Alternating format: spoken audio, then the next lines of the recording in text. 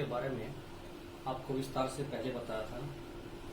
अब एक एक करके प्रत्येक अलंकार की परिभाषा और उसके उदाहरण आपके सामने विस्तार से हम वीडियो के माध्यम से आपको बताएंगे। आपको इस वीडियो को अच्छे से देखना है और कॉपी में जरूर नोट करते रहें। हमारे विषय में सबसे पहले अलंकार है अनुप्रास अलंकार। अनुप्रास अलंकार की परिभाषा, जहां किसी वर्ण या शब्द या शब्दांश की बार बार आवृत्ति हो वहां अनुप्रास अलंकार होता है। एक बार रिपीट कर रहा हूं मैं, जहां किसी वर्ण शब्द या शब्दांश की बार बार आवृत्ति हो। उदाहरण देख सकते हो आप, रघुपति राघव राजा राम, पतित पावन सीता राम। आपने देखा होगा रघुपति राघव राजा राम, रे वर्ण की बार बार आवृत्ति है, मतलब रे जो वर्ण है वो बार बार आ रहा है। आगे पतित पावन सीता राम, इसमें पे वर्ण की बार बार आवृत्ति है। तो जैसा कि मैंने ऊपर बताया था, किसी वर्ण या शब्दांश की बार बार आवृत्ति होगी तो वहां अनुप्रास अलंकार होगा। तो यहाँ रे की आवृत्ति होने के कारण और पै की आवृत्ति होने के कारण अनुप्रास अलंकार है। और अन्य उदाहरण आप देख सकते हैं, तरनी तनुजा तट तमाल तरोवर बहु छाए।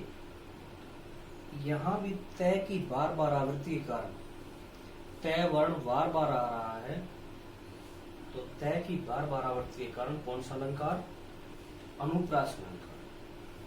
और अन्य उदाहरण देख सकते हो आप, मैं कांत कामिनी कविता, मैं कांत कामिनी कविता। यहाँ कै वर्ण की बार बार आवृत्ति के कारण अनुप्रास अलंकार है। आप सामान्य जीवन में भी बहुत सारे उदाहरण देखते हैं। कई बार आप पजल खेलते हैं और भी आपस में वार्तालाप वाद विवाद करते हैं, तो अनुप्रास अलंकार का बहुतायत में प्रयोग देखने को मिलता है। आप देख सकते हो, जैसे आप बोलते हो चंदू के चाचा ने चंदू की चाचे को चांदी की चम्मच से चटनी चटाई।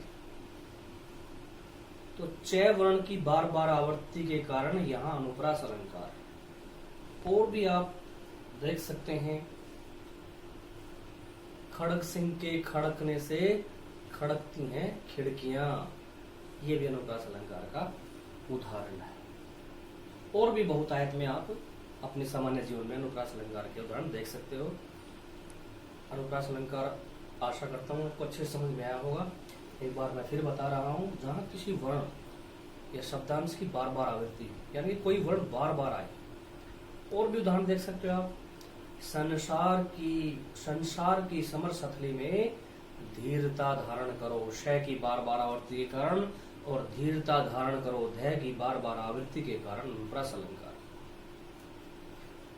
दूसरा अलंकार हमारा है यमक अलंकार। यमक अलंकार को मैं साधारण भाषा में आपको बता रहा हूं कि जैसे कोई शब्द उसकी बार बार आवृत्ति हो, बार बार आ रहा है, लेकिन उसका अर्थ प्रत्येक बार अलग अलग हो, भिन्न हो, वहां यमक अलंकार होता है। जब एक शब्द का एक से अधिक बार प्रयोग हो परंतु प्रत्येक बार अर्थ भिन्न हो, तो वहां यमक अलंकार होता है। यमक अलंकार के आप उदाहरण देख सकते हैं, काली घटा का घमंड घटा। यहाँ घटा शब्द दो बार प्रयोग किया है मैंने, घटा और घटा। देखने में समान प्रतीत है, एक ही है शब्द तो, लेकिन इसका प्रत्येक बार अर्थ भिन्न है, यानी कि अलग है। कैसे?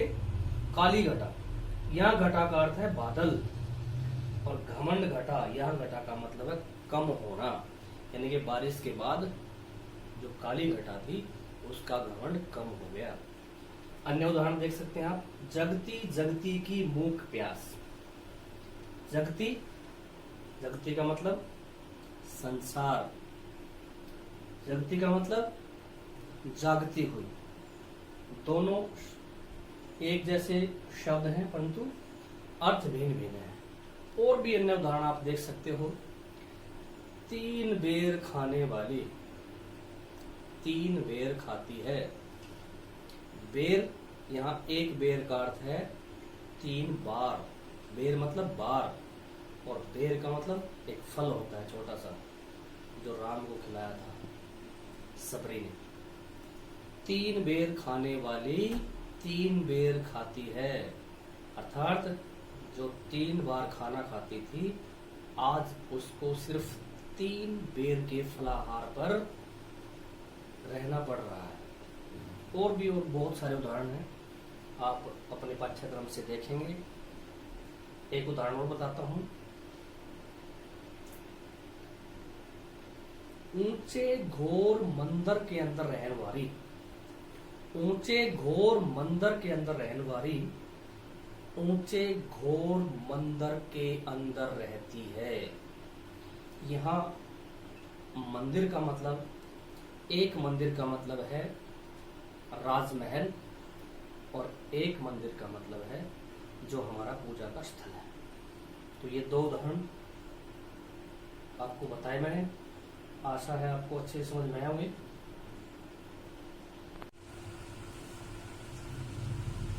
प्यारे बच्चों, अनुप्रास और यमक अलंकार के बाद तीसरा अलंकार है आपका उपमा अलंकार।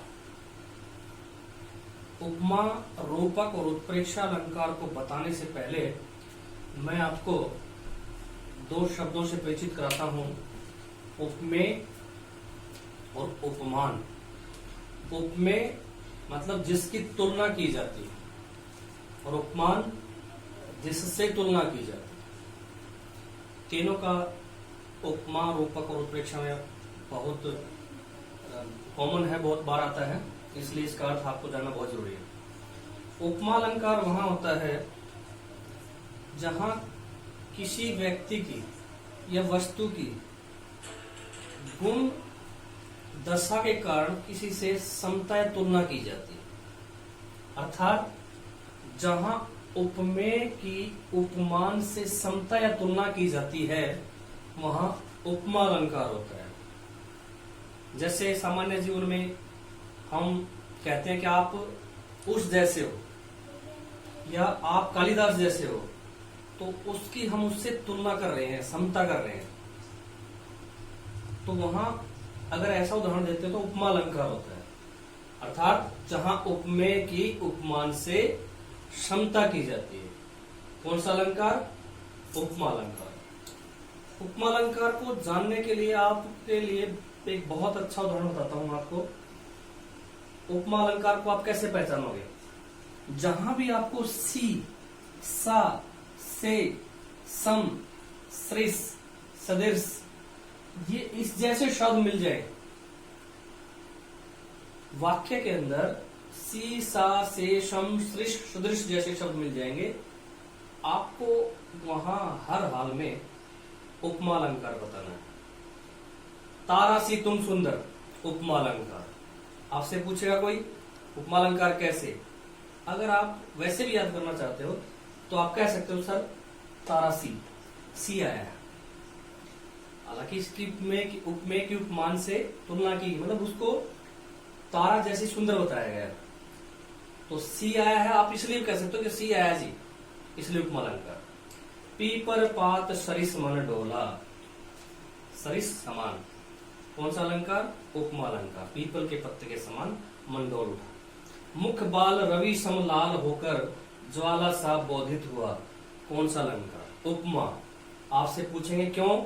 सम आया है, सा आया है। वह टूटे तरु की लता सी दीन, उपमा अलंकार। सी।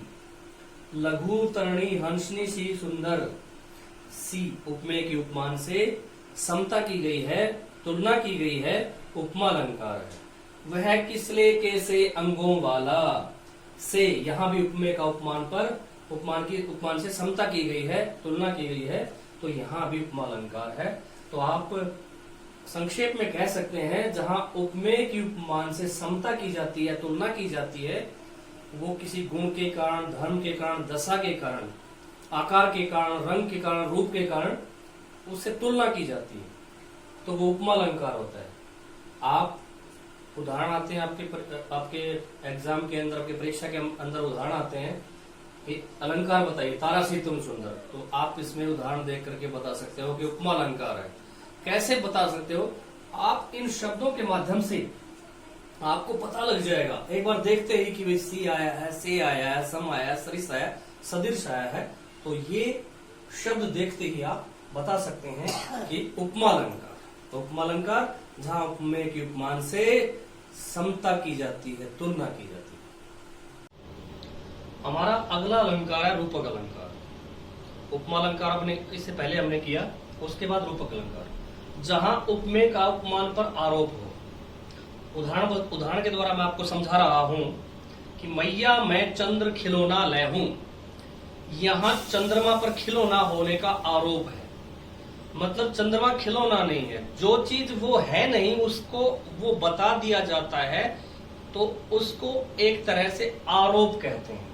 तो चंद्रमा पर खिलौना होने का आरोप किया गया है, तो रूपक अलंकार है। उसके बाद प्यारे बच्चों, माया दीपक नर पतंग भ्रमी भ्रमी इमे पड़ंत, ये भी रूपक अलंकार का उदाहरण है। इसमें क्या है, माया को दीपक के समान बताया गया है, यानी कि माया धन दौलत और दीपक जैसे हमारे घर में जलाते हैं, और नर मनुष्य, पतंग एक छोटा जीव होता है जो आग को देख करके आग के पास जाता है। तो इसमें ये कहा गया है कि भी माया रूपी दीपक को देख करके मनुष्य रूपी पतंग उसमें जाता है। आपने देखा होगा जब पतंग आग के पास जाता है तो आग के पास जैसे ही जाता है वो खत्म हो जाता है। तो इसके माध्यम से यही बताया गया है कि कोई धन दौलत के चक्कर में अगर मनुष्य पड़ता है, धीरे धीरे पड़ता है, तो धीरे धीरे वह नष्ट हो जाता है।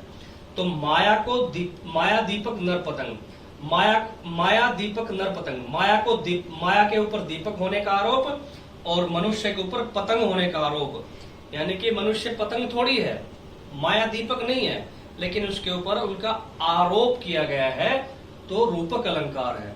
और अन्य उदाहरण भी आप जो है देख सकते हैं, जैसे यह तेरी रणतरी, ठीक है। उसके बाद और भी अन्य उदाहरण है, मैया में चंद्र खिलौना, आपको मैंने पहले ही बताया था, और मैं बता रहा हूं 2-3 उदाहरण, आप अपने पाठ्य पुस्तक से भी देख सकते हैं।